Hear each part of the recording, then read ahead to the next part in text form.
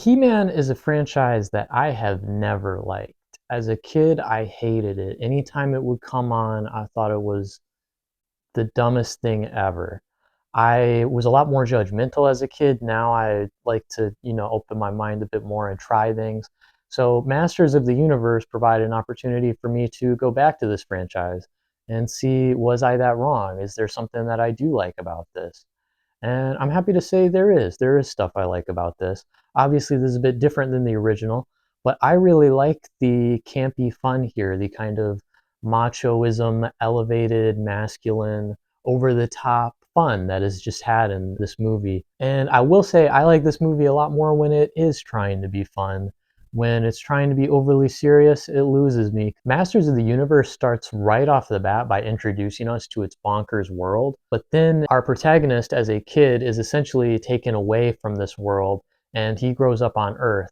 I don't know if that's canon to the original story or not. I haven't seen enough of it to know. So if you're familiar with the source material, let me know what's unique and different about this, what is and isn't matching up with it. This is kind of an interesting idea for the plot, though, because this allows our protagonist to be a fish out of water character within his own world. And it allows the audience to be anchored with him. So we start off in Earth, we see him having these kind of normal Earth routines that an average human would have, working in an office. He has a roommate, he just does generic stuff, he goes on dates. But he's struggling because he has these memories of this world he was a part of as a kid and all these things that are important for him to do in his life. And he feels his life purpose is connected to this world, which many people don't believe is real, they think is fictional. And eventually we get back into the world that Masters of the Universe takes place in. And it's a very colorful world. I love Skeletor. I think the villain is fantastic. I love everything about him, his eyes, the design.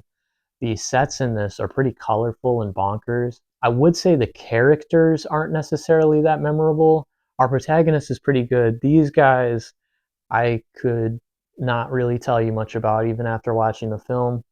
They're serviceable action companions, I guess. There's a lot of side characters. They're neat to look at. I wouldn't call them that memorable in terms of their actual character, but they are fun as like one-offs. One thing I did notice is this is an Amazon original film. There is a brief scene in here where an Amazon delivery truck quite literally saves the day. I've noticed this seems to be a bit of a trend in Amazon films. Up to you if you think that's corny or not. It's not on the same level as War of the Worlds, but it still had me going, huh. There were stretches of this, especially in the middle, that kind of lost me a bit. But usually after enough time, something would happen or a character would do something that would pique my interest again. We do get some character arcs in this. They're pretty basic. If you've seen other movies, you can probably guess where they're going. But it's still a fun time. As someone who has never liked He-Man at all and would usually rank it among my least favorite franchises, I was surprised to say I enjoyed this much more than I thought I would. It still wasn't my favorite, but it surprised me. I gave Masters of the Universe a 3 out of 6. 3 out of 6. There is a use in this film of the song What's Up by Four Non Blondes. I was hoping that that song would make it in. If you're into memes, you know that is in some ways connected to He-Man. There's a He-Man version of the song.